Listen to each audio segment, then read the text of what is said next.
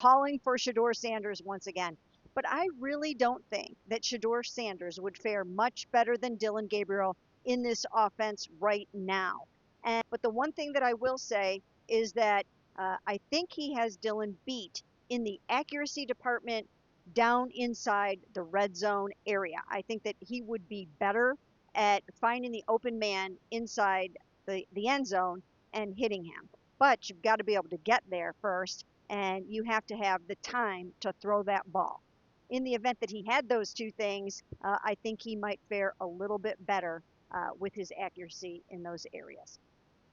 Be careful on watching what Mary Kay Cabot has to say about Shedeur Sanders.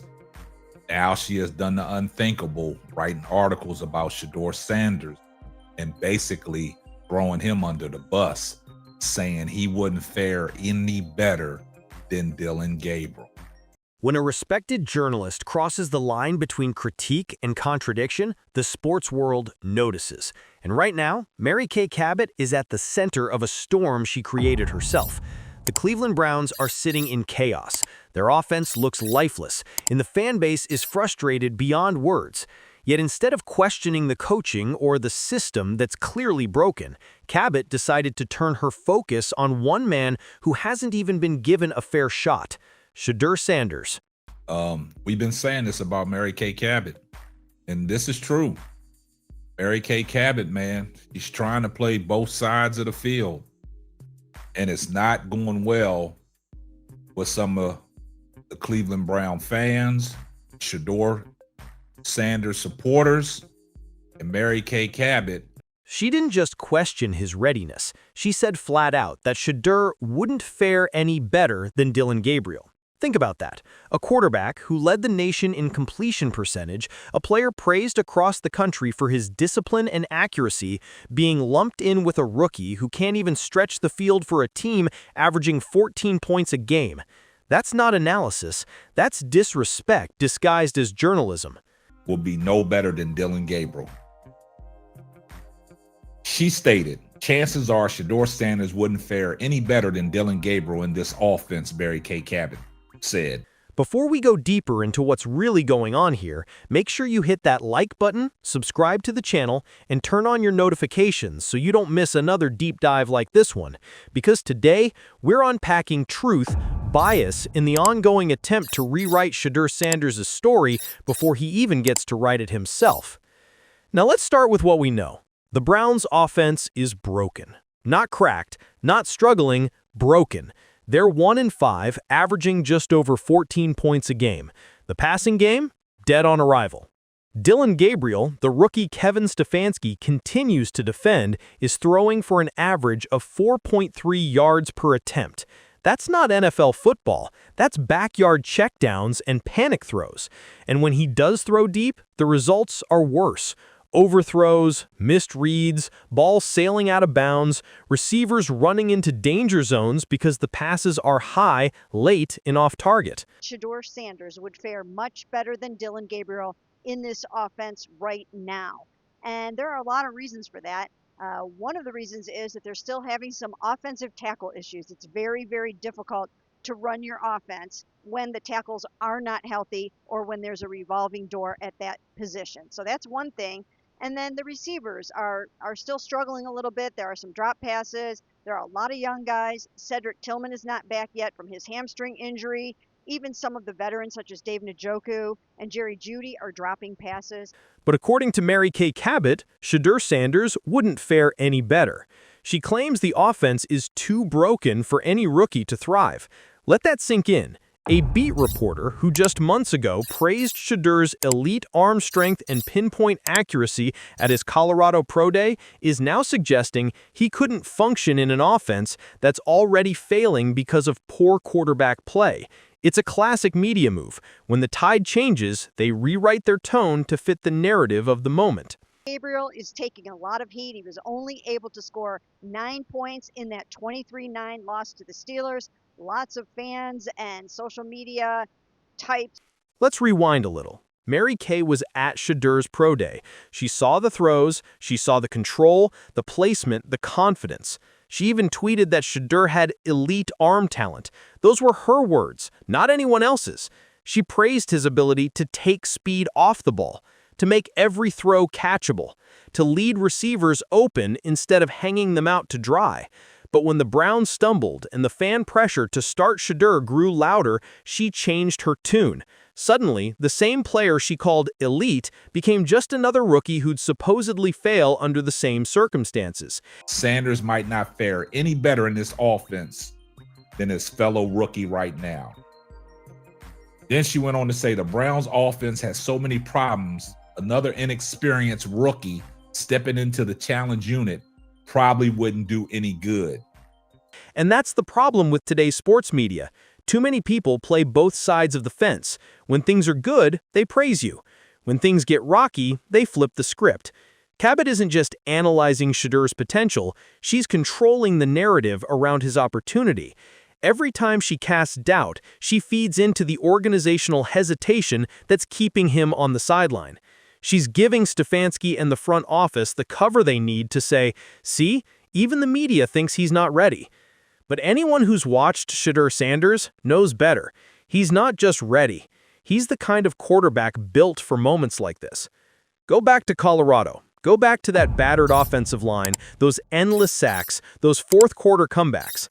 The man didn't just survive, he produced. He led the FBS in completion percentage even when defenders were in his face every snap. He read coverages like a veteran, he delivered strikes with timing and precision that coaches dream of. So tell me how someone like that wouldn't fare any better in Cleveland's offense. The truth is the offense isn't the problem, it's who's running it. Kevin Stefanski is still calling plays like it's 2020, stuck in a check-down system that suffocates creativity.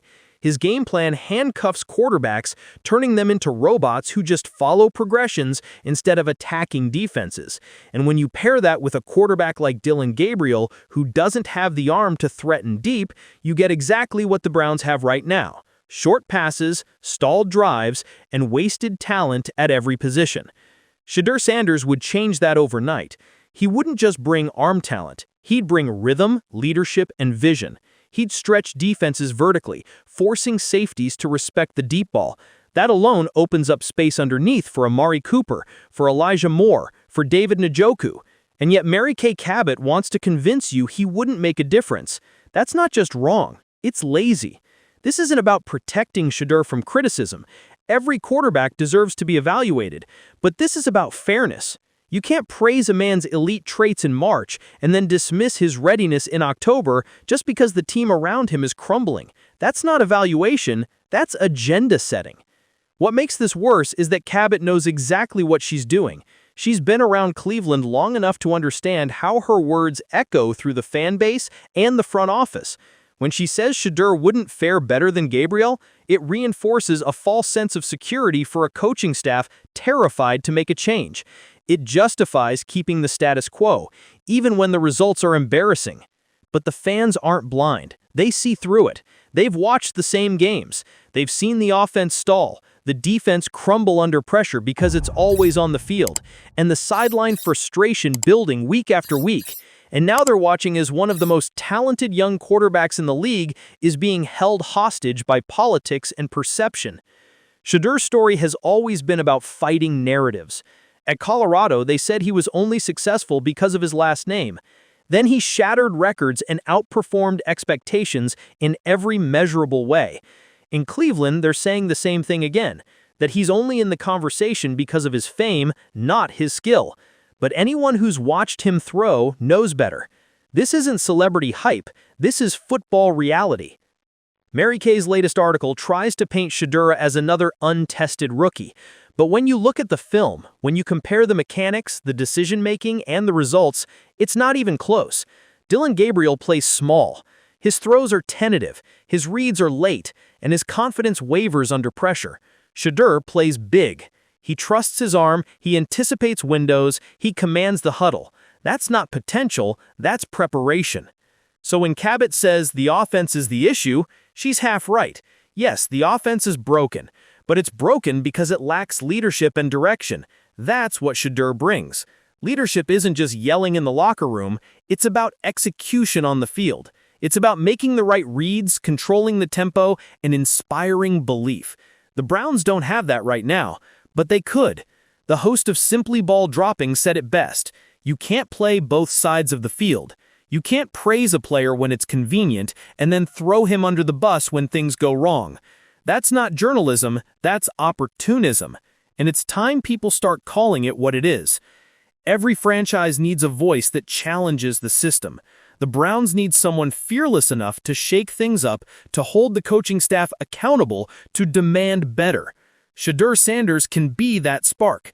The team doesn't just need a quarterback, they need an identity. They need someone who can lead with confidence, poise, and precision. And every time Kay Cabot downplays that, she's not just critiquing Shedeur, she's holding the entire organization back. Let's not forget how quickly she flipped. She stood in Boulder watching Shedeur throw darts in front of NFL scouts, raving about his arm strength and mechanics. But now that the pressure is on Stefanski and Gabriel, suddenly Shedeur isn't ready? That's the kind of contradiction that kills credibility. Fans notice it, players notice it, and eventually the locker room notices it too. If you want to evaluate Shedeur, do it fairly.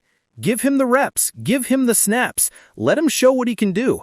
You can't judge a quarterback from the bench. You can't claim to know how he'd perform without giving him the chance to lead. The great ones prove it when the lights are brightest, and Shedeur has done that at every level. This narrative shift from Cabot isn't just about football. It's about control. It's about who gets to decide which players deserve belief and which ones don't. And for far too long, Shedeur Sanders has been on the receiving end of selective skepticism. People question his motives, his maturity, his fame, everything except his actual performance. But his numbers, his discipline, and his leadership keep silencing critics one by one.